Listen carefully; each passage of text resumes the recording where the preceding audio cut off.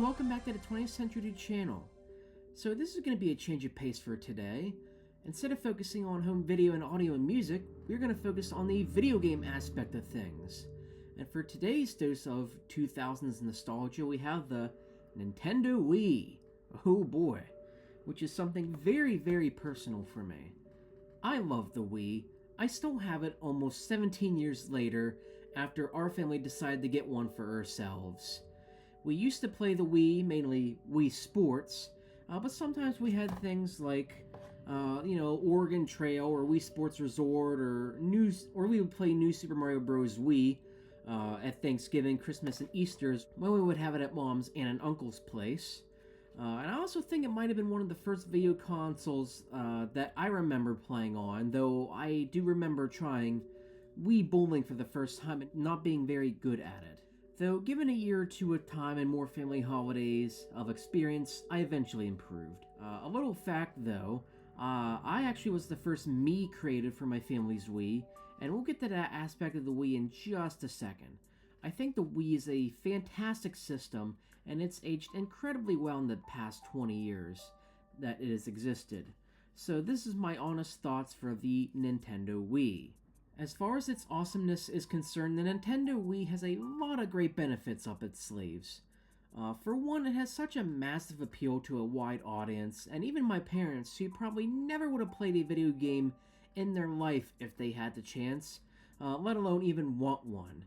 I think the interactiveness of the gameplay, that being the whole motion control settings, moving around and everything, really helped with that.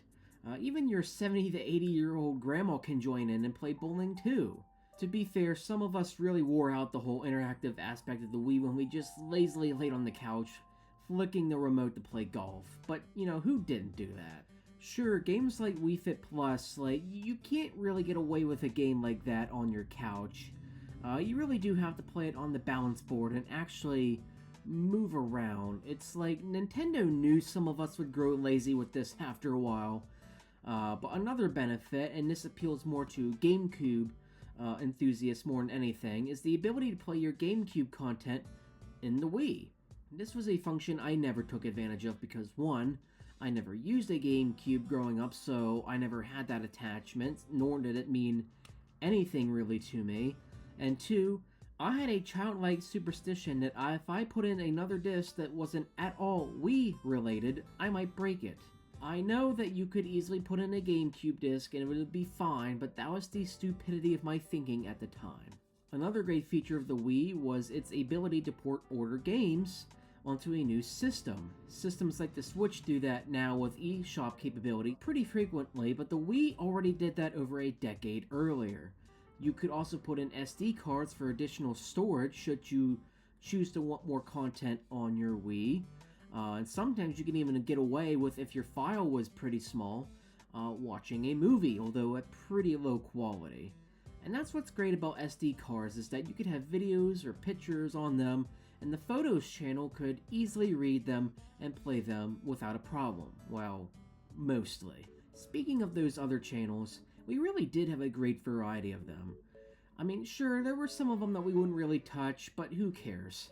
I think some of us also dreamed that we would someday fill all the blocks in the Wii menu with everything we could possibly think of, but alas, it was never meant to be. Although who knows? Maybe there was that one lucky soul that actually did accomplish such a feat. The Mii channel also offered one of the video gaming's first foray into video game avatar creations, and there's a good reason the Mii has endured in the general pop culture. I mean, these things were great. Also, Nintendo understood that you could also only create male and female Miis back then, and none of them they-them crap.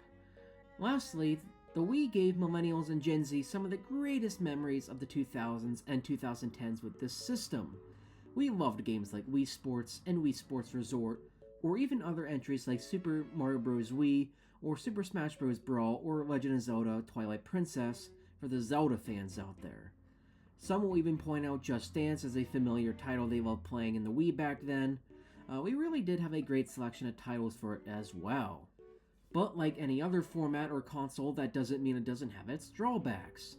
For one, being DVD-based technology, I'm surprised that Nintendo didn't take advantage of the DVD success at the time and make DVD movies compatible with the system. After all, the PS2 incorporated DVD playback in its console, and that's how it was so easy for kids to convince their parents to buy that system for them. The PS3 would even incorporate Blu-ray compatibility, and heck, even the Xbox 360 have an HD DVD plug-in. So why didn't the Wii take advantage of this opportunity and at least have a mini DVD player incorporated in its system? Wouldn't it have made sense to do that? It was already a successful system, and it definitely would have boosted sales a lot more if they had that capability. Imagine being able to play games with your family for a couple hours and then settle down for the evening for a short movie in the same system and not even require a separate DVD player. Heck, even the Wii discs themselves were DVD-based technology, of course modified. They could have even had a Wii channel specifically for DVD playing movies. But I think that's a missed opportunity that they didn't do that. Another issue with the Wii is the fact that, like the GameCube, it's capped to its era and it can't really move forward.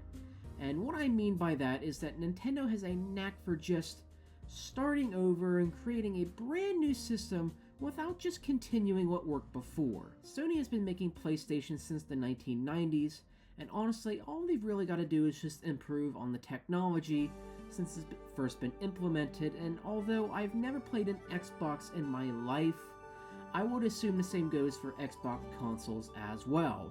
Although someone in the comments is always welcome to debate me a little differently on that. Again, I've never played an Xbox, so I don't know. Nintendo just creates brand new consoles when something becomes inconvenient for them for whatever reason. I've never understood that. And that means that unfortunately, the Wii got left in the dirt when it came to future systems like the Switch. It doesn't help that its spin-off / sequel companion, the Wii U, didn't really stick the landing as much like the original Wii did.